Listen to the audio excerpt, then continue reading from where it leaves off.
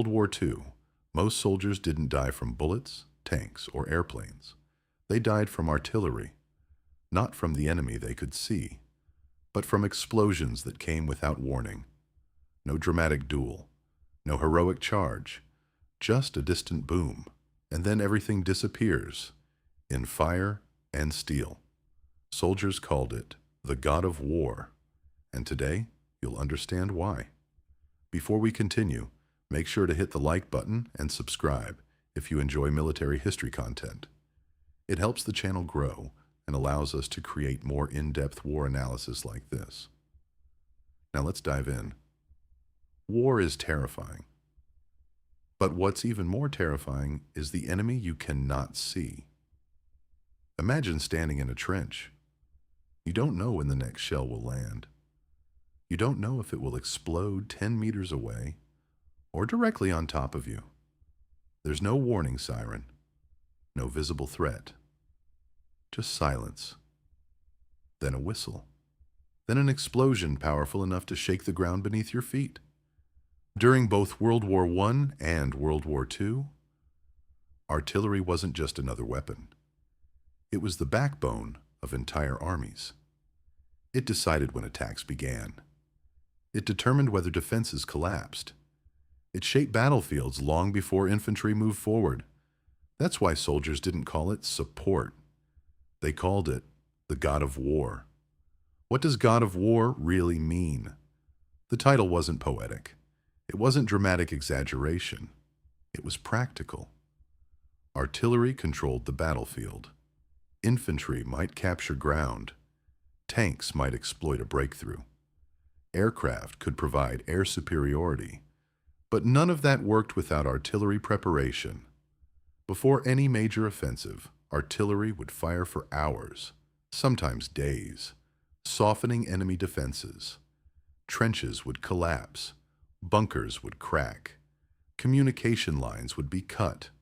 Morale would crumble. Military planners quickly learned something simple. The side with superior artillery usually won. Not because of bravery, not because of better speeches, because of firepower.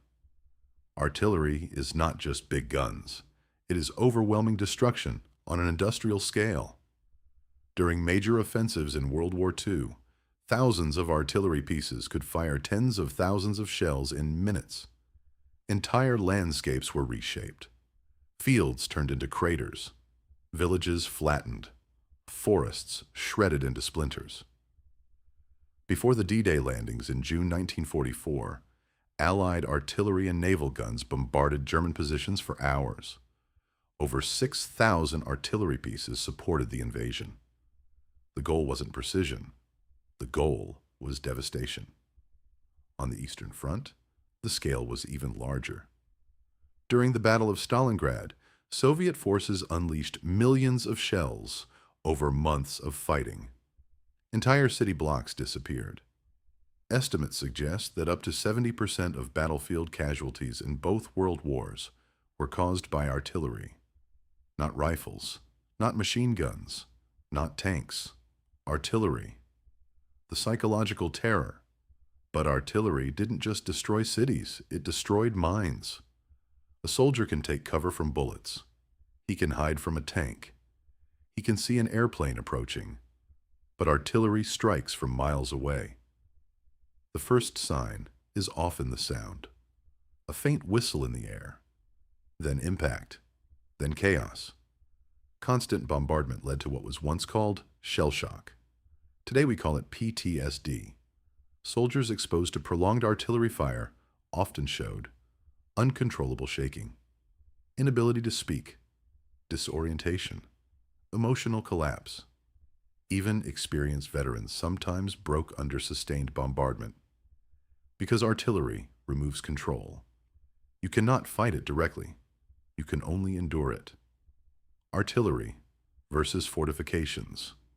Before heavy artillery became widespread, fortresses were nearly unstoppable. Thick walls, concrete bunkers, steel reinforcements. But modern artillery changed everything. High-caliber shells could penetrate concrete. Repeated impacts could collapse reinforced positions. Shock waves could kill defenders even without a direct hit. The Atlantic Wall, Germany's massive coastal defense system, looked intimidating on paper. But once Allied artillery and naval guns began firing, even strong points became vulnerable. The same was true for the Maginot Line. Without mobile artillery support, static defenses became targets. Artillery didn't just support offensives, it made traditional defenses obsolete. American fire support, doctrine. The United States military developed one of the most efficient artillery systems of World War II. What made American artillery so effective wasn't just firepower. It was coordination. Forward observers could call in artillery strikes within minutes. Infantry units under pressure could request immediate support. Communication networks allowed rapid adjustments. There was even a saying among U.S. officers, "If you're in trouble, call artillery. If you're really in trouble, call more artillery." American artillery units were known for their speed and flexibility. They could mass fire from multiple batteries onto a single target within minutes. This ability often stopped German counterattacks before they gained momentum. Hollywood loves tank battles, two armored giants facing off in dramatic duels. But reality was different. Most tanks in World War II were destroyed not by other tanks, but by artillery. Artillery shells could damage tracks, disable engines, or destroy supporting infantry. Even the feared German Tiger tank was vulnerable to concentrated artillery fire. Indirect fire allowed armies to strike armored formations before they even saw the enemy. In many battles, artillery shaped the outcome long before tanks clashed. Then came rocket artillery. Systems like the Soviet Katyusha weren't always precise, but they didn't need to be. They launched dozens of rockets in seconds. The sound alone was terrifying. A screaming roar in the sky, followed by simultaneous explosions across wide areas. German soldiers reportedly feared Katyusha barrages, not just because of destruction, but because of the psychological shock. Rocket artillery demonstrated something important. War is not only about accuracy, it's about fear. Artillery also revealed a harsh truth about modern war. Wars are won in factories. Producing artillery shells required massive industrial capacity. Steel production, chemical manufacturing, transportation networks. An army that ran out of shells lost its advantage.